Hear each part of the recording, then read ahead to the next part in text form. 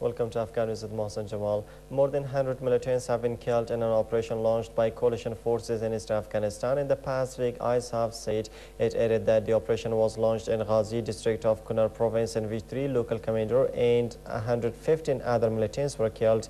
Fazlullah Wahidi, governor of Kunar, says the operation will bring peace in the province. The word of operation follows reports saying that the United States has deployed hundreds of troops in Afghanistan's border areas with Pakistan's tribal region. About 500 soldiers have been based near Afghanistan's border with Pakistan's North Waziristan region, a senior Pakistani government official has said. Afghanistan's president on Monday said he was asking NATO to provide an explanation of why 3 members of the family of a former Afghan senator were killed in an operation in international forces. NATO said 2 of the dead were women. In a statement, Hamid Karzai's office said 2 other members of Sameh Jan Sherzad's family were also detained in the operation in the pre-dawn hours of Sunday in eastern Wardak province's Chaki Wardak district. The statement said NATO must say what actionable intelligence it had that led to the raid on the former lawmaker's family. NATO said it was aware of the statement from Karzai's office and would cooperate fully with the government to assess the incident. The coalition said the incident occurred when a combined Afghan and NATO force was searching the area for Haqqani network leader responsible for attacks on Afghan officials. The Taliban have struggled to mount an ineffective resistance to a major offensive to secure an area around a massive hydroelectric dam in southern Afghanistan, a top U.S. commander said on Monday. The Taliban response has been surprisingly small. Marine Major General John Tulin, commander of coalition forces in the southwest, said more than 2,000 coalition troops, including U.S. Marines and Afghan forces, are closing in on an area around Kajaki Dam, a key power generating plant in Helmand province. The Taliban's weak response is in contrast to earlier offensives in the south, such as operations in Marja and Sangin, where coalition forces faced intense fighting as insurgents tried to hold key terrain. Those areas are now relatively secure. Many of the initial surge of 30,000 American reinforcements ordered to Afghanistan in 2009 were sent to Helmand province in the south. Pakistan will only hold peace talks with the Taliban insurgents if they lay down their arms first, Pakistan's Interior Minister Rahman Malik said on Tuesday. Malik told reporters that if they think they will happen, they will keep Kalashnikovs in their hands and also hold talks. It will not happen. Both sides have indicated recently they were open to talks. The Tehrik-e-Taliban or Taliban movement of Pakistan has been waging a campaign of attacks, including suicide bombings across the South Asian nations since 2007 in a bid to topple the US-backed government. A series of army offensives against Pakistani Taliban strongholds along the rugged mountainous border with Afghanistan has failed to contain the group, which is close to Al-Qaeda and is the biggest security threat to Pakistan.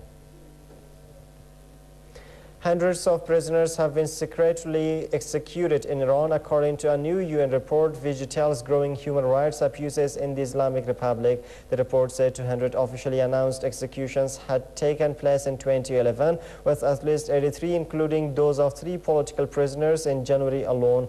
Highlighting a jail in Mashhad in eastern Iran, the report said authorities reportedly conducted more than 300 secret executions at Wakilabad prison in 2010. The report, which is to be presented to the UN General Assembly on Wednesday, details a raft of abuses from the denial of women's rights to torture, but the most shocking data was the skyrocketing rate of executions. Human Rights Watch counted 388 executions in Iran in 2010, while Amnesty International put the figure at 252, ranking Iran second only to China in the number of people put to death last year.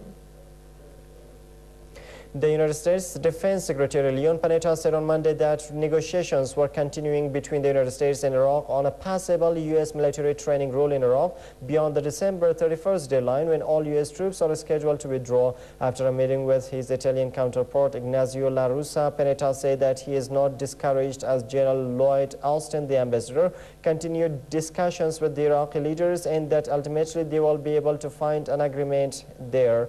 The 39,000 remaining U.S. troops in Iraq must withdraw by the end of the year under a bilateral security accord which remains in force if no post-20 11 deal is agreed. The talks have dragged on in Baghdad despite impatience from U.S. military and defense chiefs who have publicly urged Iraqi leaders to move quickly, citing the challenge of managing a major withdrawal. Israeli soldier Gilad Shalit has been handed over to Israeli officials in Egypt by Hamas as a prisoner swap deal between Hamas and Israel gets underway. Shalit was handed over to Egyptian authorities early on Tuesday morning in Cairo, the Egyptian capital, while groups of Palestinian prisoners are being sent by bus to Gaza via the Rafah border crossing with Egypt. The swap, in which a total of 1,027 Palestinian prisoners are to be released in two phases, began a day after Israel's Supreme Court rejected appeals to halt the deal. Hamas has declared Tuesday a national holiday and erected a giant podium in Gaza City's Al-Katiba Park, where it plans to transport the prisoners after they cross into the Palestinian enclave from Egypt. Ban Ki-moon, the UN Secretary General, has said that the prisoner swap marks a positive step towards peace. Fighters belonging to Libya's ruling National Transitional Council have captured the town of Bani Walid, one of the two last remaining strongholds of the country's deposed leader Muammar Gaddafi. NTC military commanders said on Monday that they were encountering pockets of resistance in the town, but they said they had claimed about 95% of it. In another development, a U.S. official speaking on condition of anonymity said that the United States could not yet independently confirm reports that Gaddafi's son James had died in fighting southeast of Tripoli on August 29. On Monday, a Rai television station based in Syria confirmed James' death along with his cousin Muhammad Abdullah al-Senussi, son of Gaddafi's intelligence chief.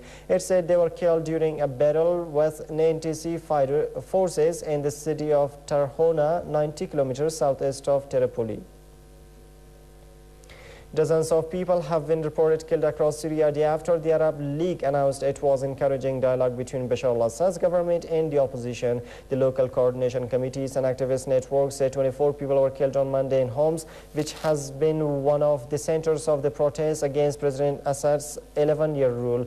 The group said troops also killed 4 civilians in Idlib province in the northwest, 3 in the city of Hama and 1 in Daraa. Separately, the UK-based Syrian Observatory for Human Rights reported the deaths of 11 soldiers, 4 of them in a bombing. Earlier, SOHR reported that 7 soldiers were killed in clashes with assailants suspected of being army defectors in Homs province.